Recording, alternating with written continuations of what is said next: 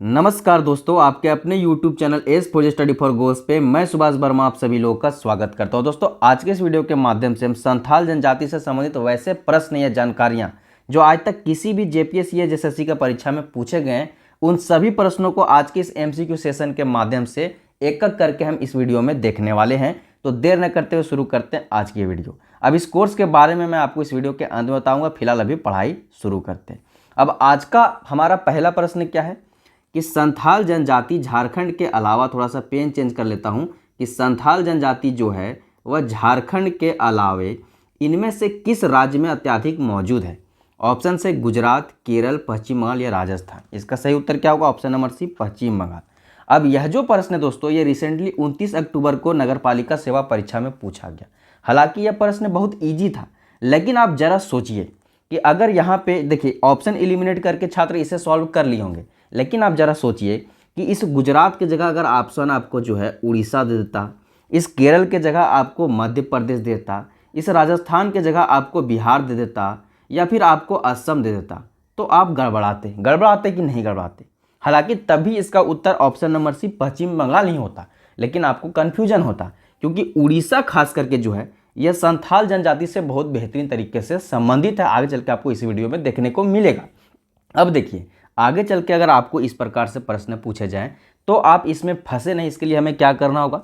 तो हमें संथाल जनजाति को इन शॉर्ट समझ लेना होगा कि विद इन झारखंड और झारखंड से बाहर कहाँ कहाँ जो है संथाल जनजाति प्रोमिनेंटली अवेलेबल है या फिर स्थापित है या फिर रहते हैं। ठीक है, आप उनकी सर्टेन पॉपुलेशन वहाँ पे रहती है, ठीक है, जो कंसिडर किया जा सके।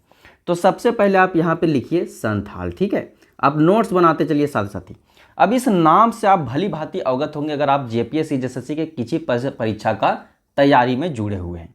संथाल क्या है? झारखंड में जो 33 जनजाति वर्तमान में है, 32-33 जो भी आप ले, अगर उन सभी जनजातियों के टोटल पॉपुलेशन को हम 100% में या 100 लोगों में कन्वर्ट कर दें तो उनमें से 34 लोग आपको संथाल जनजाति से देखने को मिलेगा। जी हाँ दोस्तों, यह जो संथाल जनजाति है यह झारखंड की सबसे बड़ी और भारत की तीसरी सबसे बड़ी जनजाति है। और यह चीज़ भी आपको झारखंड के 2-3 एग्जामिनेशन में पूछी गई है, जो आगे चल के इसी वीडियो में आपको बताऊंगा।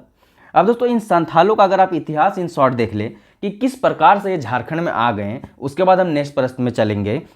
तो अब ऐसे समझिए कि ये जो संथाल है ना, ये ज़्यादा दिन इनका नहीं हुआ है झारखंड में। वैसे ज़्यादा पुराने झारखंड में है नहीं। अगर आप 19वीं शताब्दी को देखो, ठीक है, इतिहास जब आप पढ़ो, झारखंड का इतिहास पढ़ो या भारत का इतिहास पढ़ो, तो आप देखोगे कि 19वीं शताब्दी का जो पहला दशक था उस दौरान जो है यह जो है आप जैसे संथाल परगना देखोगे तो संथाल परगना का जस्ट नीचे जो है बंगाल का बीरभूम जिला है, तो उधर से जो है संथाल परगना में जो है इंटर कर गए। अब देखिए, कुछ एक और बेहतरीन जानकारी जो मुझे याद आ रही है जो आपको बताता हूँ, वो आप लिख लीजिए साओतार। ठीक है, साओतार या फिर कहीं कहीं आपको लिखा मिलेगा साओन तार। ठीक है, अब यह जानकारी आपसे पूछी जा सकती है, अभी तक पूछा नहीं गया है। अब क्या है, जब आप संथाल परगना क्षेत्र जाओगे तो जो गैर आदिवासी लोग हैं या गैर जनजाति लोग हैं उनके द्वारा जो है संथालों को या फिर वहाँ रह रहे जनजातियों को जो है सावतार कह के संबोधित किया जाता है। आखिर में ऐसा क्यों किया जाता है?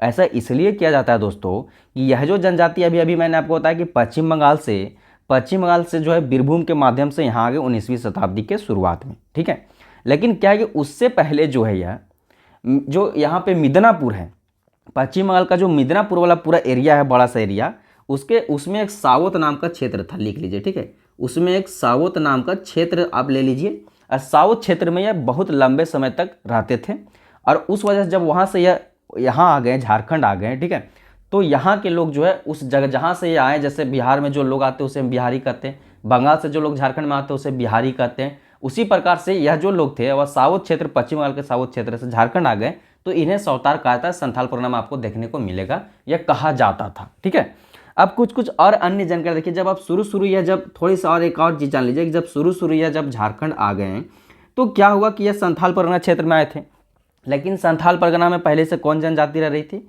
तो उन दोनों के बारे में मैंने आपको पढ़ाया हुआ है। ठीक है, झारखंड की जो 8 आदिम जनजातियाँ, 8 के बारे में मैंने पढ़ाया है और उसमें मैंने सौरिया और माल पहाड़िया, ठीक है, माल पहाड़िया, इन दोनों जनजातियों के बारे में डिटेल में पढ़ाया था। ठीक है, इन दोनों जनजातियों के बारे में डिटेल पढ़ाया था और यही जो 2 जनजाति थे यह रहते थे कहाँ? 19वीं शताब्दी में जब इनका आगमन हुआ संथाल परगना क्षेत्र में, तो ये दोनों जनजातियाँ प्रोमिनेंट तौर पे संथाल परगना क्षेत्र में रहते थे।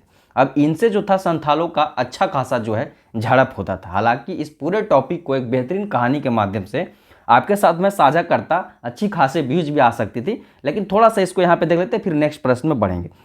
अब क्या हुआ दोस्तों कि इन दोनों की लंबी लड़ाई में जो है प्रशासन, उस वक्त अंग्रेजों का शासन हो चुका था भारत में, तो अंग्रेजों ने क्या किया, अंग्रेजों के एक अधिकारी था, ठीक है, भागलपुर, थोड़ा सा नोट कर लीजिए यहाँ पे जगह बची तो, भागलपुर का एक समझिए कि उच्च अधिकारी था, ठीक है, संयुक्त दंडाधिकारी था, सदरलैंड आप जरूर पढ़े होंगे झारखंड जीके में, ठीक है।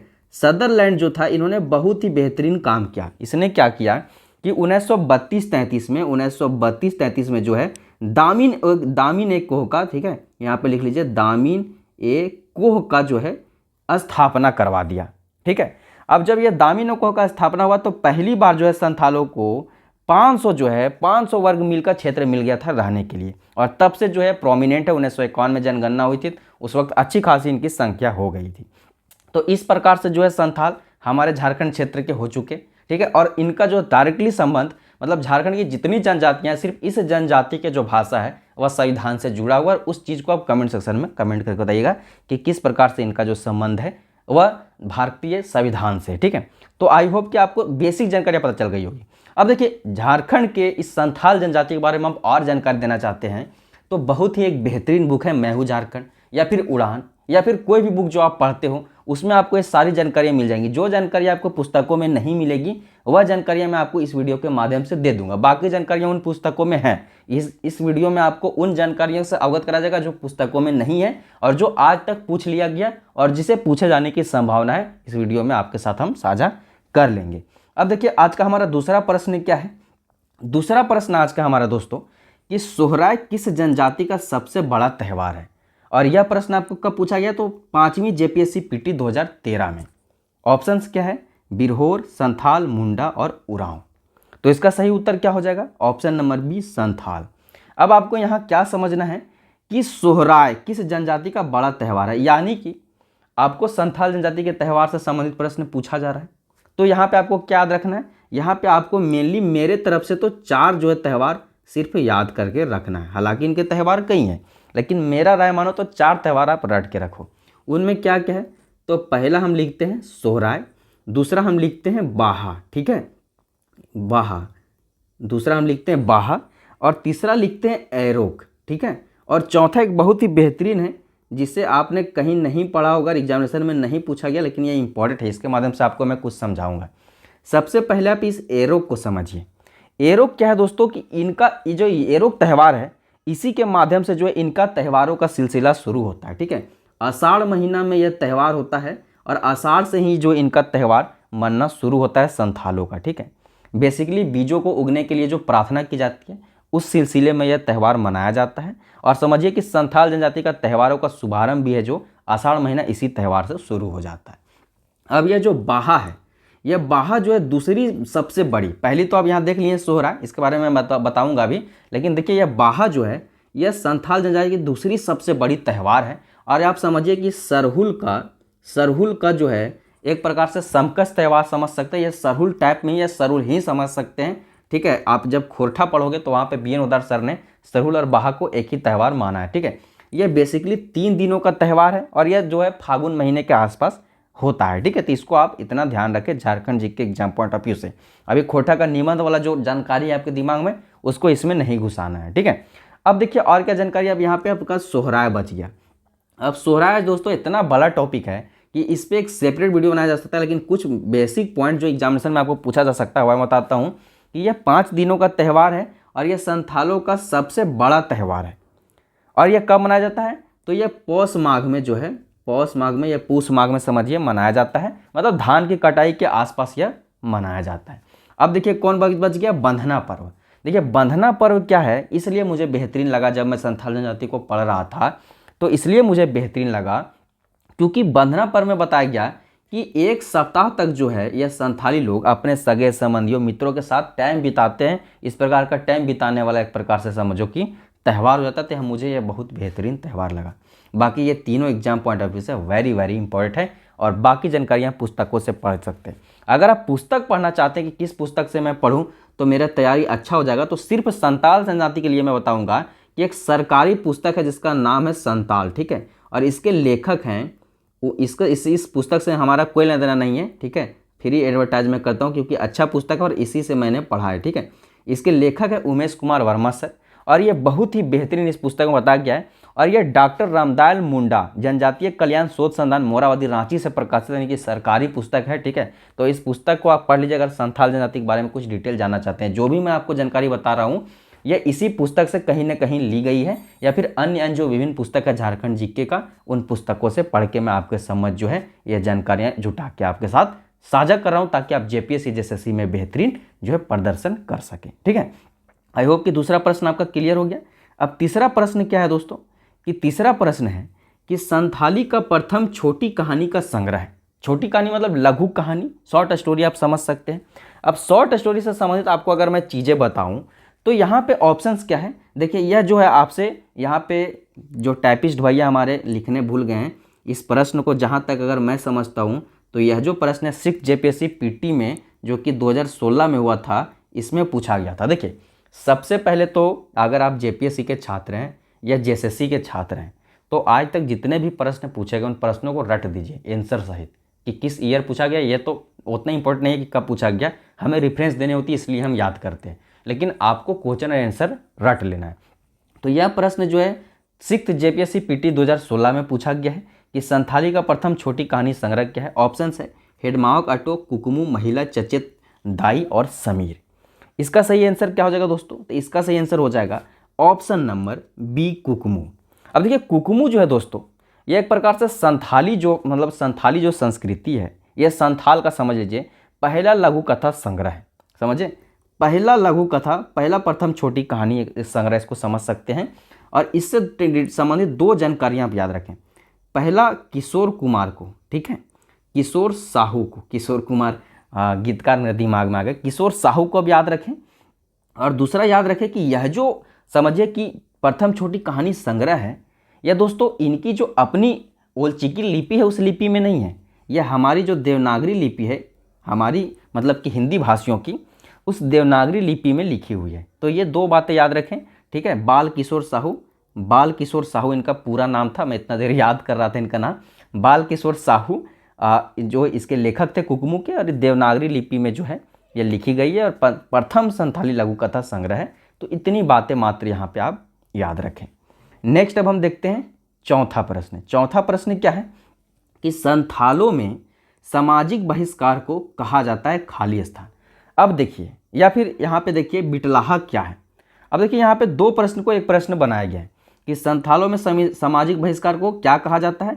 यह पूछा गया था एसआई पीटी 2017 में, और बिटलाहा क्या यह पूछा गया था 7 जेपीएससी पीटी 2021 में। ऑप्शंस क्या है, एक प्रकार का कर, एक प्रकार की सजा, एक त्यौहार, एक प्रकार का विवाह। देखिए संथालों में सामाजिक बहिष्कार कहा जाता है, इसका आंसर तो बिटलाहा हो जाएगा, लेकिन बिटलाहा क्या है तो एक प्रकार का सजा है, तो इसका ऑप्शन नंबर बी सही होगा।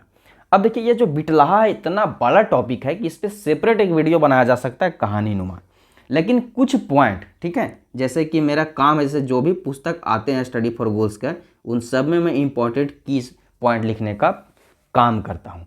अब देखिए मेरा काम है इंपॉर्टेंट की आपको देना जो सीधा सीधी एग्जामिनेशन में आ जाए। जैसे हमने अभी रिसेंटली एक पुस्तक बनाई थी वस्तुनिष्ठ खोटा की, जैसे सीजल को टारगेट करते हुए, उस किताब से सारे प्रश्न जो है मिल गए नगर पालिका के पेपर 2 खोटा में। उसी प्रकार से हम की पॉइंट आपको देते हैं।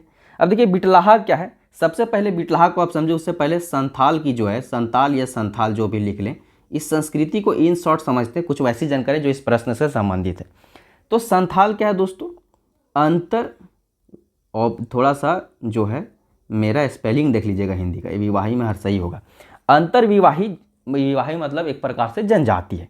अंतर्विवाही मतलब अगर आप समझना चाहें तो वही होता है कि जो अपने समूह के भीतर ही शादी विवाह दोस्ती यारी करते हैं, अपना समूह या जाति कुछ समझ लीजिए, उसको अंतर्विवाही कहा जाता है। ठीक है, मैं इसको अच्छे से फिर से लिख ही देता हूँ, ठीक है, ताकि आप इसको नोट ही कर लें।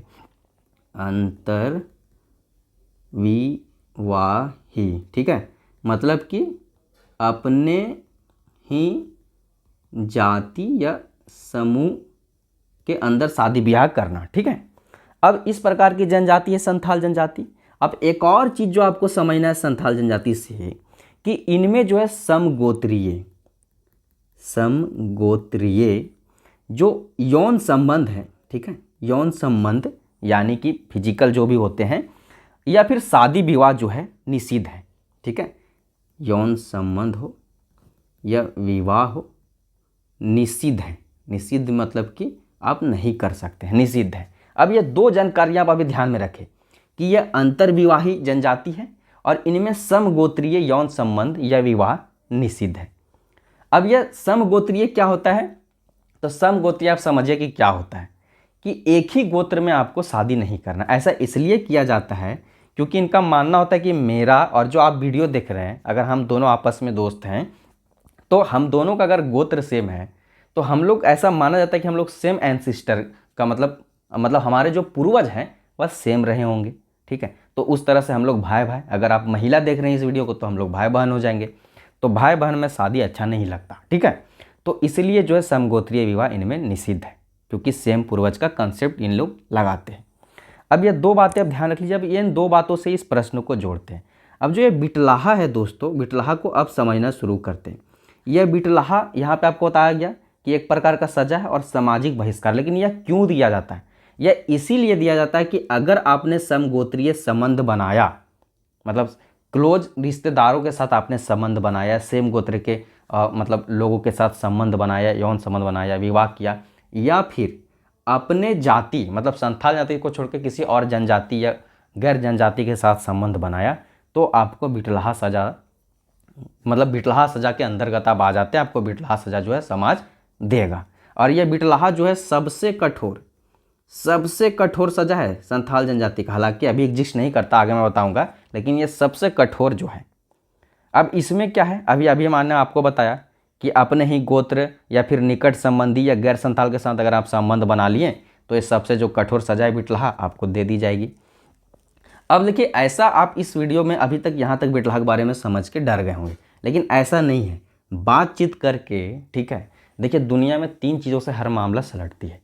एक प्रेम से बातचीत करके, दूसरा पैसे से, और तीसरा छोड़ो रहने दो, ठीक है। अब देखो यहाँ पे क्या है कि बिटलाहा में भी क्या होता है कि बातचीत करके और एक बड़ा सा भोज अगर आप अरेंज कर देते हैं समाज के लोगों के लिए तो आप फिर से समाज में ले लिए जाते हैं। बेसिकली बिटलाहा में क्या होता है, अगर इन शॉर्ट बता दूं कि जैसे आपका बिटलाहा क्या आता है तो आपको गांव से निर्वासित कर दिया जाएगा, सामाजिक बहिष्कार दिया। अब गांव के कोई भी व्यक्ति आपसे बात नहीं करेगा, जो आपसे बात करेगा उसको भी दंडित किया जाता है, ठीक है। और ये बहुत कठोर सजा, इस पर मैं एक सेपरेट वीडियो लाऊंगा, बताऊंगा कि किस किस प्रकार से बिटलाहा किया जाता है, बिटलाहा में एग्जैक्टली क्या होता है, कब कब बिटलाहा किया गया, लास्ट पर बिटलाहा कब किया गया, इसके कॉन्सिक्वेंसेस क्या थे, ये सारी चीज़ें मैं आपको बताऊँगा एक सेपरेट वीडियो के माध्यम से।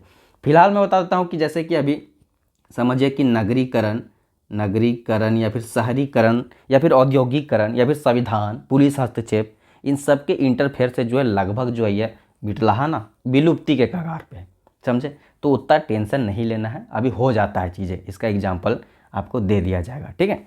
तो ये सब चीज़ें हैं बिटलाहा संबंधित। लेकिन क्या है, जेपीएससी जेएसएससी का अगर आप प्रिपरेशन करें तो आपको यही मान के चलना है कि बिटलाहा संथाल जनजाति का सबसे कठोर सजा है, यह एक प्रकार का सामाजिक बहिष्कार है। यह इसलिए किया जाता है, क्यों इसलिए किया जाता है क्योंकि संथाल जो समाज है वह अंतर्विवाही समाज है, ठीक है, और समगोत्रीय विवाह वहाँ पे निषिद्ध है। तो अगर आप दूसरे गोत्र में शादी कर लेते हैं, ठीक है, या अपने सगे संबंधियों से कर लेते हैं, अपने ही गोत्र में शादी कर लेते हैं या अपने सगे संबंधी से कर लेते हैं या गैर संताल से कर लेते हैं, संबंध बना लेते हैं, शारीरिक संबंध बना लेते हैं, यौन संबंध बनाते हैं, तो आप इस बिटलाहा सजा के भागीदार हैं, ठीक है। आई होप कि आपको यह चीज़ समझ में आ रही होगी। अब चलते हैं नेक्स्ट 5वें प्रश्न में। 5वां प्रश्न क्या है दोस्तों कि संथालों में गांव के प्रधान को क्या कहते हैं? यह आपको कब पूछा गया है? तो 5th जेपीएससी पीटी 2013 में। और 2 प्रश्न को मर्ज यहाँ पे भी किया गया है। हर संथाल गांव में पंचायत होती है जिसके प्रधान को कहते हैं। यह एसआई पीटी में पूछा गया, झारखंड दरोगा पीटी का जो एग्जाम हुआ था 2017 में, उसमें पूछा गया था। जो अभी तक झारखंड के सबसे बेहतरीन, जितने भी एग्जामिनेशन झारखंड में आज तक ली गई है, सबसे बेहतरीन तरीके से यही एग्जाम लिया गया था मेरा माने तो, ठीक है। तो इसमें बहुत ऑथेंटिक प्रश्न भी पूछे गए थे। अब इसमें क्या पूछा गया कि हर संथाल गांव में पंचायत होती है जिसके प्रधान को क्या कहते हैं भैया। और 5th जेपीएससी पीटी में क्या पूछा गया कि संथालों में गांव के प्रधान को क्या कहते हैं। ऑप्शन आप, यह जो ऑप्शन है मैंने बदल दिए हैं, ये जो ऑप्शन पूछे गए थे एग्जामिनेशन में उन ऑप्शंस को मैंने बदल दिया है, ठीक है। अब इन ऑप्शंस को पढ़ें तो परिगणित, मांझी, प्रमाणिक और नायके आपके समझ है। अब इसका सही उत्तर क्या हो जाएगा? Option number B, Manjhi. अब थोड़ा सा जो है संथालों का जो है ना, मतलब शासन व्यवस्था थोड़ा सा समझ लीजिए, ताकि देखिए इस शासन व्यवस्था संथालों का अलग से एक टॉपिक बनता है पढ़ाने के लिए, लेकिन इन शॉर्ट आप समझ लीजिए ताकि एग्जाम पॉइंट ऑफ व्यू से आपको मतलब फ़ायदा हो। तो जैसा कि आपको यहाँ पे बता दिया गया, संथालों के प्रत्येक गांव में एक पंचायत होती है और जिसका प्रधान जो होता है मांझी होता है। तो पहला पॉइंट हमारा क्या है, हमका क्या है, मांझी। अब मांझी का एक सहायक होता है भाई। अब इस सहायक को क्या कहा जाता है, तो जोग मांझी। तो आपको क्या याद रखना है, जोग मांझी। अब एक बात मानो कि मांझी नहीं है, किसी वर्ष मांझी जो हड़िया पी के सूत गया, तो इसका जगह पे कौन काम करेगा, तो काम करेगा उपमांझी। ठीक है, उपमांझी काम करेगा इसके जगह। अब उपमांझी को क्या कहते हैं इनमें, तो उपमांझी को कहते हैं परमानिक। ठीक है, उपमांझी को परमानिक कहते हैं। अब परमानिक का भी एक भाई है, कोई साथ रहेगा, कोई हेल्पर रहेगा। अब परमानिक का जो सहायक होता है उसको क्या कहेंगे, तो उसको कहेंगे दोस्तों हम जोग मांझी। नहीं, जोग मांझी तो हो जाएगा मांझी का सहायक, परमानिक का सहायक होगा भैया आपका जोग परमानिक। ठीक है, जोग परमानिक, जोग परमानिक मतलब जोग जोग लगा देना है। मांझी का सहायक जोग मांझी, परमानिक का सहायक जोग परमानिक।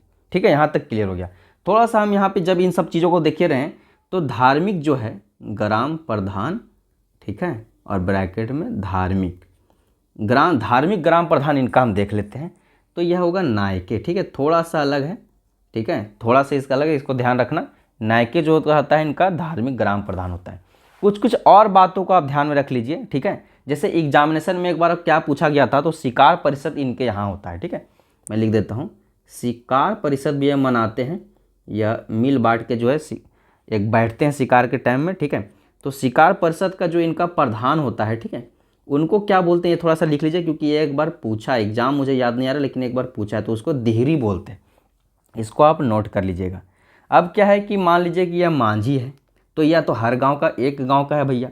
अब ऐसे ऐसे अगर 10, 12 या 20 तक कभी कभी गांव मिला के क्या किया जाता है, इनका परगना का निर्माण किया जाता है इनके यहाँ।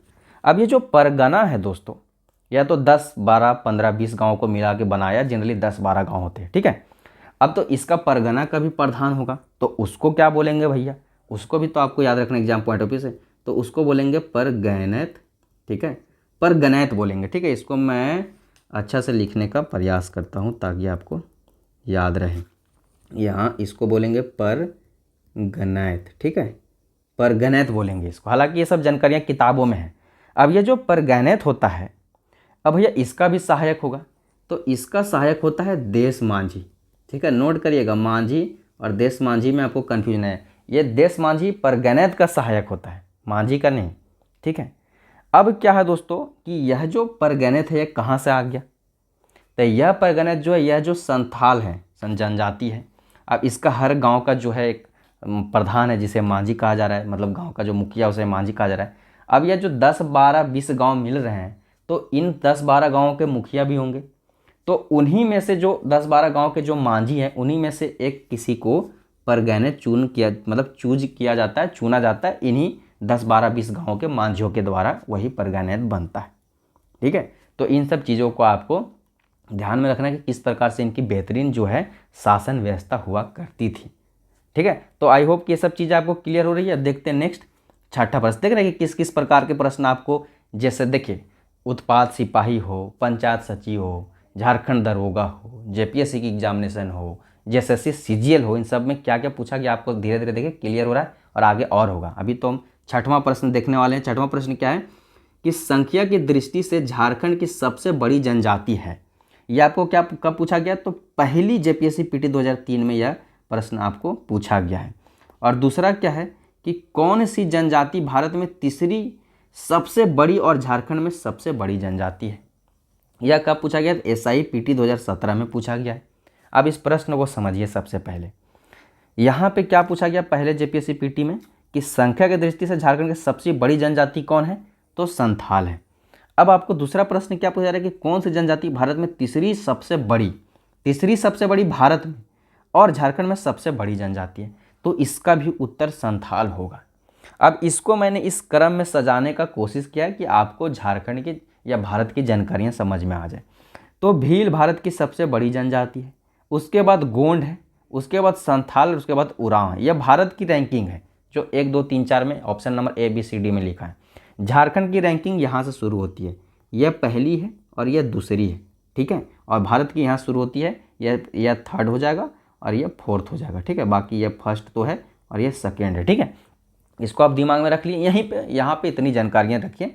बाकी हम चलते हैं प्रश्न नंबर 7। हाँ, एक और मैं बता दूं कि अगर कोई भी आपको इस जो जानकारियाँ मैं आपके साथ साझा कर रहा हूँ इसमें कोई किसी भी प्रकार का आपका क्वेरीज है तो डायरेक्टली आप इंस्टाग्राम पे SB_सुभाष वर्मा इस यूज़र नेम के माध्यम से मुझे मैसेज करिए, या फिर टेलीग्राम का भी यूज़र नेम यही है, या फिर ऑफिस में आप ऑफिस के बंदों से 8986772733 पे भी बात करके बोल सकते हैं कि हमें जो है सुभाष सर से या रंजीत सर से बात करनी है। बाकी अब चलते हैं नेक्स्ट 7वां प्रश्न पे। 7वां प्रश्न हमारा क्या है? तो 7वां प्रश्न है हमारा दोस्तों कि संथाली लिपि ओल चिकी का आविष्कार किसने किया है? अब देखिए, यह प्रश्न जो है घुमा फिमा के, कभी यह कि ओल चिकी जो है किस जनजाति का लिपि है, कभी इसका आविष्कार किसने किया, कभी उनका नाम देख के यह किस भाषा का मतलब यह किस भाषा की लिपि का आविष्कार किए। घुमा फिमा का मतलब यही चीज़, यानी कि संथाल जो जनजाति है इनकी जो भाषा है संथाली, उसकी जो लिपि है ओल चिकी, इनसे संबंधित घुमा फिमा के इतना बार प्रश्न पूछा। यहाँ पे आप देखिए, उत्पाद सिपाही 2019 में भी पूछा, पंचायत सचिव 2018 में भी पूछा, IRB का एग्जाम जो 2017 में हुआ था उसमें भी पूछा, SIPT में भी पूछा 2017 में, और JSSC CGL PT 2012 में भी यह पूछा था। अब देखिए यहाँ पे ऑप्शंस क्या है, पंडित रघुनाथ मुर्मू, रघुनाथ महतो और फ्रांसिस इक्का। ऑप्शन में कभी कभी बदल देता हूँ समझाने के लिए, एज इट इज जो प्रीवियस ईयर वाला नहीं उतारता, ठीक है। अब देखिए यहाँ पे ऑप्शन में ऑप्शन नंबर ए जो है पंडित रघुनाथ मुर्मू, यह सही ऑप्शन हो जाएगा। अब कुछ बातें यहाँ पे आप समझ लीजिए पंडित रघुनाथ मुर्मू से संबंधित और ओल चिकी लिपि से संबंधित जो आपको एग्जामिनेशन में देखने को मिलेगा। तो सबसे पहले हम ओल चिकी लिपि को जो है हेडिंग बनाते हैं, जो कि डायरेक्टली आपको परीक्षाओं में देखने को मिलेगा। इनसे संबंधित सबसे पहली जानकारी हम क्या देखेंगे कि यह जो है 1941 में किनके द्वारा किया गया? तो पंडित, मैं फिर से लिखता हूँ, पंडित रघुनाथ मुर्मू, ठीक है, मुर्मू के द्वारा, दुर्गहु होगा, पंडित रघुनाथ मुर्मू के द्वारा जो है ये 1941 में इस पांडुलिपि का जो है आविष्कार किया गया। और यह क्या है? तो संथाली भाषा के लिए, ठीक है। संथाली या संताली आपको कंफ्यूज नहीं होना है, नाम बदल रहा है, ठीक है। एक संथाली भाषा जो है इसका जो है यह ओल चिकी लिपि 1941 में पंडित रघुनाथ मुर्मू के द्वारा इनका जो है स्थापना मतलब बनाया गया, ठीक है। अब भैया पंडित रघुनाथ मुर्मू जो हैं इनके बारे में भी तो कुछ हम जानकारियाँ ले लें, क्योंकि यह बार बार इनसे संबंधित चीज़ें पूछी जाती है। तो यह जो थे संथाली लेखक, हमारे तरह छोटे मोटे लेखक नहीं थे, बड़े लेखक थे, संथाली लेखक एवं शिक्षक भी थे, ठीक है। और इनको इसी वजह से जो है गुरु गोमके यह जानकारी गुरु गोमके का मतलब उपनाम दिया गया था, ठीक है, उपनाम दिया गया था एक तरह से। अब क्या है दोस्तों, आपको कमेंट सेक्शन में कमेंट करके बताना है कि मरांग गोमके किन्हें कहा जाता है, झारखंड से किस प्रकार से उनका संबंध है, क्या उनके अचीवमेंट्स रही हुए हैं, जिनसे प्रश्न बहुत पूछा जाता है। अब इनका थोड़ा सा हम जन्म देख लें, हालांकि उतना इंपॉर्टेंट नहीं, अगर जन्म देख लें तो 1905 में यह जगह इंपॉर्टेंट है कि इनका जो है मयूरभंज, ठीक है, मयूरभंज उड़ीसा, इसीलिए मैंने आपको शुरू में बोला था कि उड़ीसा का संबंध है संथाल जनजाति से, और उड़ीसा में अच्छी खासी इन लोगों की मतलब संख्या भी है, तो आप कंफ्यूज हो सकते थे अगर परीक्षा में देता पश्चिम बंगाल के साथ उड़ीसा भी ऑप्शन में। तो मयूरभंज उड़ीसा में इनका जन्म हुआ, ठीक है। मयूरभंज उड़ीसा से और कौन ऐसे व्यक्ति हैं जो झारखंड से संबंधित रहे हैं और मयूरभंज उड़ीसा में उनका जन्म हुआ था, कमेंट सेक्शन में कमेंट करके बताइएगा, क्योंकि भारत में भी उनका बहुत ही बड़ा पद है। अब देखिए एक और चीज़ इनसे संबंधित याद रखिए कि यह भले उड़ीसा के थे, लेकिन यह जो पंडित रघुनाथ मुर्मू, थोड़ा सा लिखने में टाइम लगेगा, जनजातीय यूनिवर्सिटी, इसे समझ लीजिएगा। और सबसे इम्पोर्टेंट क्या समझना है कि जमशेदपुर, ठीक है, अगर कोई जमशेदपुर का होगा और मैंने स्पेलिंग लिखा गलत तो बुरा नहीं मानना है, ठीक है। जमशेदपुर में जो है यह पंडित रघुनाथ मुर्मू जनजातीय यूनिवर्सिटी निर्माण कराया जा रहा है। 2022 में ये पास हो गया था, शायद अब तक बन गया हुआ है। इससे संबंधित जानकारी आप गूगल के माध्यम से लीजिए, या नेक्स्ट वीडियो में मैं आपके साथ साझा कर दूंगा। फिलहाल जो इसकी जानकारी मैंने उतना नहीं रखा है। चलते नेक्स्ट 8वां प्रश्न पे। 8वां प्रश्न क्या है दोस्तों? तो 8वां प्रश्न है आपके समझ कि संथालों के जनक कौन है, और यह कब पूछा गया? तो एसआई मेंस में, एसआई की जो एग्जामिनेशन हुई थी 2017 में, उसमें पीटी प्लस मेंस और दौड़ हुआ था। ठीक है, अब एसआई मेंस में यह प्रश्न आपको क्या पूछा जा रहा है? तो आपको प्रश्न क्या पूछा जा रहा है कि संथालों के जनक कौन थे, और फिर एसआई पीटी में, मतलब पीटी पहले हुआ था, उसमें क्या पूछा जा रहा है कि संथालों के संस्थापक पिता कौन थे। तो यहाँ पे 2 प्रश्न हो गए कि संथालों के जनक और संथालों के संस्थापक पिता। अब ऑप्शंस क्या है? लुगुबुरु, किरीबुरु, बिरसा मुंडा और जयपाल सिंह मुंडा। तो इसका सही उत्तर हो जाएगा ऑप्शन नंबर ए, लुगुबुरु। ठीक है, 8 नंबर जो प्रश्न इसका सही उत्तर होगा, मतलब 8 नंबर जो प्रश्न इसका सही उत्तर होगा ऑप्शन नंबर ए, लुगुबुरु। अब लुगुबुरु से संबंधित जानकारी आपको मैं दूँ उससे पहले जो है प्रश्न संख्या 9 आप देख लीजिए, फिर मैं आपको जानकारियाँ थोड़ा सा देता हूँ। 9वां प्रश्न क्या है? देखिए, आप सब ये सब चीज़ें याद रखिएगा कि किस एग्जामिनेशन में आया है और कितना इंपॉर्टेंस रखता है यह प्रश्न। 3 बार देखिए इस लुगुबुरु से संबंधित 3 बार प्रश्न आ गए। 2 वहाँ पे आपने देख लिया, तीसरा प्रश्न देखिए कि निम्न में से किस स्थान का नाम संथालों के पिता के नाम पर रखा गया है? यह प्रश्न आपके समझ है। ऑप्शंस क्या है? कन्हरी पहाड़, केलुआ पहाड़, लुगुबुरी घंटा बाड़ी या नटका पहाड़। और यह जो प्रश्न है यह भी जो है SIPT 2017 का ही प्रश्न है। अब देखिए इसका सही उत्तर क्या होगा? ऑप्शन नंबर सी, लुगुबुरु घंटा बाड़ी। अब देखिए सबसे पहले इस लुगुबुरु को अलग करिए, घंटा बाड़ी को अलग करिए। अब दोस्तों ये जो लुगुबुरु है यह बोकारो से आप सभी अवगत होंगे। ठीक है, बोकारो का एक प्रखंड है, ब्लॉक है गोमिया। ठीक है, और इस ब्लॉक में जो है एक लुगु पहाड़ी है। ठीक है, लुगु पहाड़ी है। ठीक है, वहीं पे यह लुगुबुरु, बुरु मतलब जनरली बाबा होता है। ठीक है, मतलब समझे। अब देखिए यह लुगुबुरु जो है बोकारो के गोमिया प्रखंड के लुगुबुरी पहाड़ी पे स्थित यह लुगुबुरी पहाड़ी है। अब देखिए घंटा बाड़ी को समझते। अब जो यह पहाड़ी है तो पहाड़ी के तलहटी में, यानी कि पहाड़ी के नीचे क्या है? एक चबूतरा बना है। चबूतरा बना है। क्या बना है? चबूतरा बना है। उसी को घंटा बाड़ी कहते हैं। अब यहाँ पे क्या होता है दोस्तों? यह आम चबूतरा नहीं है, यह तीर्थ स्थल है पहाड़ी पूरा। ठीक है, यह पूरा पहाड़ी तीर्थ स्थल है। और यहाँ पे क्या होता है कि कार्तिक पूर्णिमा में यहाँ पे मतलब कि एक प्रकार से धार्मिक सभा की जाती है। संथाल जनजाति का बड़ा आयोजन होता है और यह प्राचीन काल से चलते आ रहा है। और ऐसा मानना है कि ये जो घंटा बाड़ी स्थान है, यहाँ पे जो लुगु बाबा थे संथालों के, उनकी अध्यक्षता में संविधान, मतलब संथाली संविधान बनाया गया था। समझे? तो यह मान्यता है इससे संबंधित। इन सब चीज़ों को आप ध्यान में रखें। चलते नेक्स्ट 10वां प्रश्न पे। 10वां प्रश्न क्या है कि संथालों में विवाह का सबसे सामान्य रूप क्या है? आपसे पूछा जा रहा है। लेकिन इम्पॉर्टेंट यहाँ विवाह नहीं है, इम्पॉर्टेंट यहाँ आपको यह ध्यान देना है कि भाई एग्जामिनेशन में विवाहों से संबंधित भी चीज़ें पूछी जाती हैं। अब यह प्रश्न कब पूछा गया है? सिक्स्थ मतलब 6वीं JPSC PT 2016 में। ऑप्शंस क्या है? इतुतु, सांगा, निर्बोलक, बापला। अब क्या है, संथालों में दोस्तों जो विवाह होता है, ठीक है, शादी होता है, उसे क्या कहा जाता है? बापला कहा जाता है। अब इनमें बहुत प्रकार के बापला प्रचलित है, लेकिन कुछ जो मोस्ट फेमस है, मतलब जो जिनकी प्रोबेबिलिटी एग्जामिनेशन में आने की ज़्यादा है, मैं बस वही आपको बताऊंगा। लेकिन उससे पहले बता देता हूँ कि जिस प्रकार से विवाह और शादी को बापला कहते हैं, उसी प्रकार से वधु मूल्य को वह होगा। ठीक है, यहाँ ब लिख दिया। वधु मूल्य को क्या बोलते हैं? पौन बोलते हैं। सब डायरेक्टली पूछा जाता है। ठीक है, अब वधु मूल्य क्या होता है दोस्तों? तो जनरली जो होता है अरेंज मैरिज में लड़की का पिता लड़के को पैसा देता है, लेकिन जनजातियों में एक बहुत ही बेहतरीन जो है चीज़ें है, वह क्या है कि वधु मूल्य में क्या होता है कि लड़के का जो पिता होता है वह लड़की के पिता को देता है। थोड़ा सा रिवर्स है, उसको ही वधु मूल्य लगता है, जिसको पौन कहा जाता है।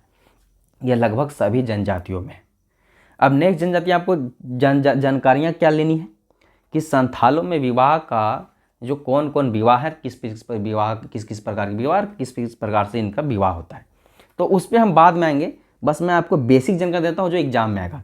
तो इनका जो मोस्ट फेमस, अगर आप बोले मोस्ट फेमस या फिर सर्वाधिक, ठीक है, हिंदी लिखने में मैं थोड़ा सा डरता हूँ, सर्वाधिक प्रचलित, ठीक है, सर्वाधिक प्रचलित अगर इनका विवाह हम कहें तो होगा वह कीरिंग जो अधिकतर झारखंड की किताबें हैं उनके हिसाब से किरिंग बापला, और जो उमेश सर हैं उनके हिसाब से सदाई बापला। लेकिन रियलिटी यही है कि सदाई बापला और किरिंग बापला दोनों एक ही बात है, जो कि अरेंज मैरिज टाइप का शादी है। ठीक है, अरेंज मैरिज, ठीक है, मैरिज टाइप का यह शादी है। इसमें लड़का लड़की फैमिली सब लोग जो है एकदम राजी होते हैं इस विवाह में। ठीक है, तो यह मोस्ट फेमस विवाह है इनका, किरिंग बापला सदाई बापला, इसको आप ध्यान में रखें। अब दूसरा जो विवाह आप याद रखें वह है गोलाटी बापला। ठीक है, अब मानिए कि हम जो इधर से बोल रहा हूँ उधर से जो आप सुन रहे हैं, हम दोनों मित्र हैं। अब मेरी बहन है और आपकी बहन है। अब आपकी बहन से मेरा विवाह होता है और मेरी बहन से आपका विवाह होता है। अब हमने क्या किया कि जिस घर में हमने बहू दिया, यानी कि जिस घर में हमने बेटी दिया उसी घर से बेटी ले आया, जिस घर में बहू दिया उसी घर से बहू ले आया। एक प्रकार का जो एक्सचेंज हो गया। ऐसा जनरली इसलिए किया जाता है और इसी विवाह प्रक्रिया को गोलाटी बापला बोला जाता है, संथाल जनती में। ऐसा इसलिए किया जाता है जनरली ताकि घर का पैसा घर में रह जाए, मतलब जो पोन देना पड़ता है, वधू मूल्य देना पड़ता है, वह अपने ही घर आ जाए। क्योंकि हमने बेटी दिया, हमने बेटी लिया तो पोन दिया, फिर बेटी दिया तो पोन लेंगे, तो बात जो है एक हो जाती है। इसलिए ऐसा शादी विवाह जनरली किया जाता है। हमारे यहाँ हमारे समाज में भी ऐसा होता है कि बेटा बेटी का जनरली साथ में शादी कर दिया जाता है, ताकि जो बेटा का जो तिलक है वह बेटी के तिलक में देके उसे विदा करो, कन्यादान करो। अब क्या है तीसरा, आई होप कि इसको समझ में आ रहा होगा। तीसरा जो आपका बहुत ही इम्पोर्टेंट है, टुनकी दीपिल बापला। ठीक है, टुनकी दीपिल बापला। अब यह विवाह क्या है, तो आपको जब मैंने पढ़ाया था लुरगर बेटी छुआ कोठा में एक बहुत ही बेहतरीन लोक कथा AK झा सर की, तो उसमें मैंने आपको क्या बताया कि बेंदकड़ी विवाह हुआ था चापू का। अब क्या है दोस्तों, उसी प्रकार से यह जो है बेंदकड़ी विवाह, कड़हल विवाह जो विवाह होता है हमारे समाज में, ठीक है, सदानी समाज में, उसी प्रकार का यह टुनकी दीपिल बापला। इसमें क्या होता है कि अगर लड़की का पिता गरीब है तो उस लड़की को जो है लड़के वाले अपने घर ले जाते हैं और वहाँ पे उसके शादी होता है। मतलब कन्या को जो लड़के के घर पे ले जाकर शादी की जाती है, गरीब कन्या का, उसे टुनकी दीपिल बापला कहते हैं। अब नेक्स्ट आप याद रखिए एक और वेरी इंपॉर्टेंट, ठीक है, एग्जाम पॉइंट ऑफ व्यू से, सांगा बापला। अब सांगा बापला क्या है दोस्तों, कि जैसे कोई विधवा है या फिर विधुर है, ठीक है, या फिर तलाकशुदा है कोई, तो उन लोगों का जो विवाह है सांगा, उन लोगों का जो विवाह होता है उसे सांगा बापला कहा जाता है। अब इनमें जो ये सारी इंपॉर्टेंट थी, लेकिन इनमें क्या है कि लव मैरिज के नाम पे भी बहुत सारे विवाह है। इसको पहले आप स्क्रीनशॉट कर लीजिए, नोट कर लीजिए। अब नेक्स्ट मैं इसका सलाह हटा के आपको बताता हूँ क्या। तो लव मैरिज टाइप का जो विवाह होता है इनमें, ठीक है, प्रेम विवाह, ये आपको ज़्यादा समझ में आएगा। प्रेम विवाह इनमें जो है बहुत है। जैसे कि अगर एग्जैक्ट प्रेम विवाह कहें तो अपगीर बापला जो है इनका, ठीक है, अपगीर, ये ज़्यादा इंपॉर्टेंट है, मैं लिख देता हूँ ताकि हो सके अगर कल को एग्जाम में आए तो आप बोलोगे हमने बताया ही नहीं। तो अपगीर बापला जो एकदम प्योर लव मैरिज है इनका। उसके बाद लव मैरिज से संबंधित ये राजा राजी, ठीक है, इस सब में क्या है लड़का लड़की आपस में शादी कर लेते हैं, जितने भी प्रकार के। इनका डिटेल में आपको बताऊंगा जब विवाह, मैं संथाल जनती का विवाह पे अलग वीडियो बनाऊंगा, उसमें बताऊंगा कि इसमें एग्जैक्टली क्या होता है। थोड़ा थोड़ा अंतर है लेकिन इनडायरेक्टली सभी लव मैरिज ही हैं, ठीक है। राजा राजी बापला, ठीक है, और भी है, और जैसे कि आपका इतुतु बापला, ठीक है, इसमें भी वही होता है। किसी में लड़का क्या कर रहा है, मेले में जाके शादी कर ले रहा है सिंदूर भर के, किसी में जंगल में भाग जा रहा है, ठीक है, किसी में मतलब उन दोनों के, जैसे अपगीर में क्या है कि दोनों के मर्जी से समाज उनका शादी करवाता है। इसी प्रकार से आ रहा है, जैसे निर्बोलक है, ठीक है, निर्बोलक बापला है, और आप कहें तो किरिंग जवाय बापला एक होता है, बहादुर बापला होता है। इन सबको लिख ही देता हूँ, ठीक है, किरिंग जवाय बापला, ठीक है, या फिर एक और है आपका ये बहादुर बापला। ये सब सारे इनके जो विवाह हैं, ये सब कहीं ना कहीं डायरेक्टली लव मैरिज से संबंधित है। ये सारे जो है आपको ध्यान में रखना है। जो मेन शुरू मैंने आपको 4-5 बताया वो ज़्यादा इंपॉर्टेंट था, ठीक। एक जिसमें लड़का लड़की एक्सचेंज कर लेते हैं, एक जो मोस्ट फेमस है, एक जो विधवा लोगों के लिए है। ये सब चीज़ें आपको याद कर लेना है, और एक गरीब के लिए जो था मैंने आपको बताया टुनकी दीपिल बापला। यह क्लियर हो गया। अब चलते हैं नेक्स्ट 11वां प्रश्न पे। 11वां प्रश्न क्या है दोस्तों आपके समझ, कि संथाल जनजाति के लोग खाली स्थान में कुशल होते हैं। यह प्रश्न JSSC असिस्टेंट मेंस 2014 में पूछा गया। ऑप्शंस क्या है, चित्रकारी, बुनाई, बर्तन निर्माण या शिकार। अब यहाँ पे देखिए इसका सही उत्तर हो जाएगा दोस्तों ऑप्शन नंबर ए, चित्रकार्य, ठीक है। लेकिन आपको मैं बता दूं कि एसआई मेंस 2017 में ही एक प्रश्न पूछा गया था कि यह कौन सा काम करते हैं संथाल, और उसका आंसर की में जो है ऑप्शन दे दिया था बर्तन निर्माण। तो आधुनिक काल में बर्तन निर्माण का भी कार्य करते हैं, इसको ध्यान में रखिएगा। लेकिन इनका जो है वहाँ से रिलेट किया हुआ कि इनका एक क्या है कि कट कॉम्ब जो है, कट कॉम्ब चित्रकला होता है, उसमें बर्तन उर्तन छापते हैं। ठीक है, तो कट कॉम्ब चित्रकला इनसे संबंधित है, इसको ध्यान में रखिएगा। अगर चित्रकला की बात आ गई तो आप इस जादव पाटिया से जरूर अवगत होंगे, जादव पाटिया से आप जरूर अवगत होंगे। और यह जो जादव पाटिया शैली है इनकी, या फिर एक और है भित्ति, भित्ति चित्रकारी भी यह करते हैं। ठीक है, ये सब से संबंधित अगर आपको प्रश्न आए तो एग्जामिनेशन में संथाल जनजाति के साथ जाना है, इन सब से आप अवगत होंगे, ये इन्हीं से संबंधित है। मेनली आपको बताने का मकसद क्या है कि चित्रकारी में बहुत निपुण होते हैं, तो चित्रकारी भी ऑप्शन में, तो चित्रकारी को ज़्यादा प्राथमिकता देना है। लेकिन आपको यह भी याद रखना है कि एसआई मेंस में बर्तन बनाने का कार्य दिया गया था। लेकिन आप कभी मतलब कोई भी पुस्तक पढ़ोगे झारखंड समान ज्ञान, झारखंड समान अध्ययन की, तो आपको चित्रकारी देखने को मिलेगा कि चित्रकारी में ये अच्छे खासे निपुण होते हैं। कट कॉम चित्रकला इनसे संबंधित, जादव पाटिया शैली इनसे संबंधित है। सब चीज़ों को आप ध्यान में रखें, ये अच्छे खासी चित्रकला में जो है कुशल होते हैं। नेक्स्ट 12वां प्रश्न क्या है? 12वां प्रश्न दोस्तों कि हांसदा, सोरेन, मुर्मू, बेसरा निम्नलिखित में से किस जनजातियों से संबंधित, और यह कब पूछा गया? एसआई मेंस 2017 में पूछा गया आपसे। और इसके ऑप्शंस क्या क्या दे रहे हैं? तो खड़िया, संथाल, असुर और खरवार, इनका भी ऑप्शन मैंने बदला हुआ है। ठीक है, वहाँ पे कुछ और ऑप्शन थे। ऑप्शन कभी कभी बहुत ईजी होता है, ऑप्शन एलिमिनेट करके भी आप सॉल्व कर लोगे, लेकिन इसको मैंने इसलिए इस प्रकार से बनाया क्योंकि इसके माध्यम से मैं आपको कुछ चीज़ें समझाऊंगा। अब यहाँ पे देखिए आपको जो यह दे रहा है हांसदा, सोरेन, मुर्मू, बेसरा, एक प्रकार का टाइटल है। आप जब पहला दृश्य आप जब देखोगे इस प्रश्न को तो आपको समझ में आएगा कि टाइटल दिया हुआ है। अब पूछा भाई वाह ये किस जनजाति से संबंधित है? ऑप्शन दे दिलको खड़िया, संथाल, असुर और खरवार। अब इसका सही उत्तर क्या होगा? तो इसका सही उत्तर होगा ऑप्शन नंबर 20 संथाल जनजाति। ऑब्वियसली क्योंकि संथाल जनजाति पे हम वीडियो ले रहे हैं। लेकिन आप कुछ कुछ चीज़ें जानिए, जैसे संथाल जनजाति है ना, 4 हंडों में, हंड का अर्थ होता है आपका वर्ग या फिर वर्ण समझ सकते हैं, एक प्रकार से समझिए वर्ण समझ सकते। और यह जो 4 वर्णों में आप विभक्त है यह जनजाति, यह कौन कौन है? तो ये दोस्तों सबसे पहले किस्कू है। ठीक है, और यह जो होता है राजा होता है, मतलब राजा वाला वर्ण है, जैसे हमारे यहाँ है, उसको मैं डिस्कस नहीं करूँगा। दूसरा है मुर्मू, यह होते हैं पुजारी लोग, मतलब किसी का मुर्मू टटम देखा जाइए समझिएगा एक पुजारी है भाई। ठीक है, सोरेन, सोरेन से आप शिबू सोरेन, हेमंत सोरेन, दुर्गा सोरेन, उनकी पत्नी भी है जो जामा से भी विधायक है अगर मैं सही हूँ तो। यह सिपाही वर्ग है समझिए एक प्रकार से।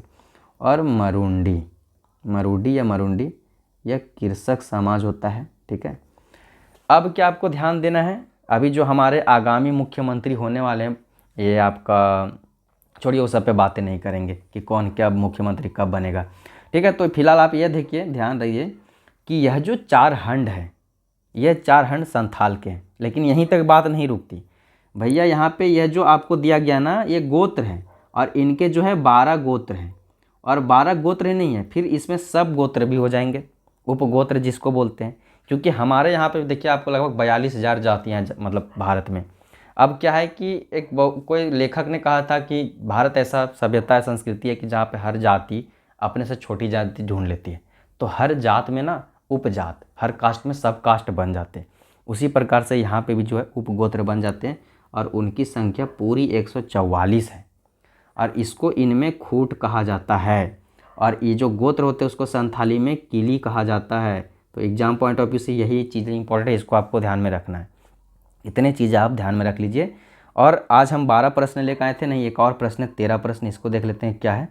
यह प्रश्न आपको कब पूछा गया? तो IRB 2017 में पूछा गया। क्या प्रश्न है कि झारखंड सरकार राज्य की आधिकारिक वेबसाइट के अनुसार निम्नलिखित जनजातियों में से कौन सा अस्थायी स्थिर कृषक के रूप में वर्गीकृत है? तो जो संथाल जनजाति होता है दोस्तों, यह मतलब खेती कार्य में बहुत मतलब इनरोल्ड होते हैं। क्योंकि आप जब शुरू देखोगे, जब इनका विभाजन हुआ था तो उनको जो 500 मतलब दिया गया था वर्ग स्क्वायर किलोमीटर ज़मीन, वह भी उसी प्रकार की ज़मीन दिया गया था शुरू। बाकी ज़मीन तो सौरिया पहाड़िया मतलब पहाड़िया जनजाति को मिल गया था, माल पहाड़िया और सौरिया पहाड़ी को। तो ये सब चीज़ें आपको ध्यान देना। सदरलैंड का जो विभाजन हुआ था दामिनेको का, उसकी बात कर रहा हूँ। ठीक है, अब आपको 13 प्रश्न क्लियर हो गया। यह जब PDF आपको भेजा जाएगा टेलीग्राम पे हमारे, तो यहाँ पे आंसर की मैंने लिख दिया है, मैं एक बार मिला लीजिएगा। अगर वीडियो आपने देखा तो आंसर की मिलाने की कोई ज़रूरत नहीं है। इस आइकन के साथ आपको कुछ भी टेलीग्राम, इंस्टाग्राम कुछ भी मिलता है आप फॉलो करिए, हमारा यह टीम है। और मैं इन शॉर्ट बता दूं कि यहाँ पे S for study for goals के ऐप पे पेपर 2 खोटा हो या नागपुरी हो, 499 में उसका प्रिपरेशन कराया जाता है। उसी प्रकार से खोटा हो या नागपुरी हो उसका प्रैक्टिस सेट कराया जाता है। अगर हम पार्टिकुलरली खोटा की बात करें तो ये जो 50 खोटा फुल लेंथ टेस्ट के नाम से कोर्स है, इसमें 26 प्रैक्टिस सेट मतलब अवेलेबल करा दी गई है। इस पर एक बुक भी आया है, ठीक है, उसको भी आप परचेज कर सकते हैं मार्केट से। उसी प्रकार से अगर हम झारखंड प्रशिक्षित प्राथमिक संयुक्त प्रतियोगिता परीक्षा 2023 6 to 8 वाला कहें या 1 to 5 वाला कहें, दोनों के लिए जो कोर्स अवेलेबल है। एलडीसी के लिए भी कोर्स अवेलेबल है, उत्पाद सिपाही के लिए भी कोर्स अवेलेबल है। खोटा का कहें या पेपर 3 का कहें, इस सबसे इनरोल हो सकते हैं। और एक जो सबसे बेहतरीन कोर्स है S for study for goals का, वह क्या है दोस्तों, यह जो आपको दिख रहा है झारखंड समान ज्ञान का कोर्स। इसमें दोस्तों आपको 50 सेट मिलता है। हालांकि इसमें 70-80 अपडेट हो चुका है, इसका नाम 50 था तो था। इसमें 50 सेट जो है आपको झारखंड जीके का 40-40 प्रश्नों का सेट मिल जाएगा फ्री में। उसी में प्रीवियस ईयर क्वेश्चन मिल जाएंगे, topic wise subject wise test मिल जाएगा। यह आपको 149 में ही मिल जाएगा, ठीक है। 199 यहाँ पे लिख दिया गया, लेकिन 149 में ही मिल जाएगा। S for study for goals का ऐप विजिट करें या एस फॉर जी पब्लिकेशन का ऐप विजिट करें, ठीक है। अब यह तो जानकारी थी हमारे कोर्स से रिलेटेड। अब आपको कमेंट सेक्शन में कमेंट करके कुछ प्रश्नों का उत्तर देना है, और वह प्रश्न क्या रहेंगे मैं आपके समझ लेकर आया हूँ। आपका क्वेश्चन ऑफ द डे, और ईमानदारी पूर्वक इन प्रश्नों का उत्तर देना है जो भी पुस्तक है आपके पास उसमें पढ़ के, क्योंकि ये सारे जो जानकारियाँ उन पुस्तकों में है। उससे पहले मैं आपको 2-3 जानकारी देता हूँ जो मैं शुरू में आपको देना चाहता था। वह जानकारियाँ क्या है तो मैं इधर लिखता हूँ, ठीक है। अच्छा, इसको मिटा लेते हैं, बाद में आपको क्वेश्चन ऑफ द डे देंगे। पहले मैं आपको बताता हूँ कुछ जानकारियाँ। सनातन संथाल, ठीक है। उसके बाद ईसाई संथाल, ईसाई संथाल। उसके बाद आपका शुद्ध संथाल, शुद्ध संथाल, ठीक है। अब क्या है कि यह दोनों जानकारी तो आपको मिल जाएगा किताबों में, यह नहीं मिलेगा। तो सनातन संथाल को जो है मतलब हमारे जो जनजातीय संथाल जनजाति, उनका जो सनातन संथाल जो मतलब है उनको बोला जाता है बोंगा होड़। ईसाई संथाल को ऊम होड़। उसी प्रकार से शुद्ध संथाल को सफ़ा होड़। और सफ़ा होड़ एक अलग अपने आप में एक टॉपिक है, इसको पढ़ाया जाएगा, ठीक है। ये सात्विक लोग होते हैं, मांस मछली नहीं खाते हैं, नशा वगैरह पान नहीं करते, जो इनका मतलब पोचाई या मतलब इनका जो मतलब हड़िया है उसमें सेवन नहीं करते। इस पर एक विस्तृत वीडियो बनेगी। अब आपको क्वेश्चन ऑफ द जो डे है, आज का प्रश्न, जिसका उत्तर आपको कमेंट सेक्शन में देना है। क्या क्या है भाई, तो आपको बताना है कि संथालों का जो विवाह गिरी होता है उसको क्या कहते हैं। आपको बताना है कि संथालों का जो है किस प्रकार से संविधान से संबंध है, क्या संबंध है, उसको आप क्लियर करके कमेंट सेक्शन में कमेंट करिए। फिर आप बताइए कि इनका जो हड़िया है, मतलब हड़िया जो पेय पदार्थ है चावल से बनता है, इसको संथाल जनजाति में क्या कहा जाता है। फिर अगर आप नाम ही बता रहे हैं तो आप एक और चीज़ बता दीजिए कि इनका जो सर्वोच्च देवता होता है, सर्वोच्च देवता जो होते हैं संथाल के, इनको क्या कहा जाता है। फिर आप 2 और चीज़ें बताइएगा कि प्रजातीय दृष्टि से, ठीक है, इनके जो प्रजातीय दृष्टि से या फिर भाषाई दृष्टि से, ठीक है, आपको क्या बताना है कि प्रजातीय दृष्टि से ये किस समूह में है और भाषाई दृष्टि से यह किस समूह में है। ये आपको कमेंट सेक्शन में कमेंट करके बताना है, भाषाई दृष्टि से, प्रजातीय दृष्टि से। और ये सारे प्रश्नों का उत्तर आपको जो भी पुस्तक आप झारखंड जीके पढ़े सब में दिया हुआ है, ठीक है। तो आपको कमेंट सेक्शन में कमेंट करके बताना है, और आपको कमेंट सेक्शन में कमेंट करके यह भी बताना है कि आपको इस प्रकार का जो है पहल है, जिसमें मैंने शुरू किया एक टॉपिक को लेना और उस टॉपिक से संबंधित आज तक जितने भी प्रश्न पूछे गए जेपीएससी जैसे किसी भी एग्जामिनेशन में उनको लाना, किस प्रकार से प्रश्न आते हैं इसका एनालिसिस करना, उनसे संबंधित चीज़ें आपके साथ साझा करना। यह पहल आपको कैसी लग रही है कमेंट सेक्शन में ज़रूर कमेंट करिएगा। वीडियो पसंद आने पे वीडियो लाइक ज़रूर करना है ताकि हमें मोटिवेशन मिले, यूट्यूब उसे प्रमोट करे, हमारा मेहनताना बने, हमें मतलब एक प्रकार से प्रोत्साहन मिले। उसके लिए चैनल को भी सब्सक्राइब कर देना है, वीडियो को भी लाइक कर देना, ज़्यादा से ज़्यादा शेयर कर देना। और बाकी यहाँ तक वीडियो में बनाने के लिए तो आपका तो दिल से स्वागत है ही है। और बाकी जिन कोर्सेज़ के बारे में मैंने बताया, अगर आप इंटरेस्टेड हैं तो S for study for goals का आप ऐप डाउनलोड कर सकते हैं, ठीक है। और वहाँ से ये सब चीज़ों का जो है आप लाभ ले सकते हैं। और टेलीग्राम के माध्यम से भी आप जुड़ सकते हैं। और अगर कोई आपको दिक्कत आए तो आपको जो है इस यूज़र नेम पे संपर्क कर लेना है मेरे से, टेलीग्राम या इंस्टाग्राम पे मैसेज करिए, ठीक है। आपको जो यथासंभव आपका मदद की जाएगी। बाय बाय, मिलते हैं नेक्स्ट किसी टॉपिक में। उराव जनजाति पे मिलेंगे या फिर खोटा का मैं सोच रहा हूँ कि किसी लेखक का वस्तुनिष्ठ ले आऊँ, व्याकुल जी का ले आऊँगा, ठीक है। तब तक के लिए जय हिंद, जोहार झारखंड।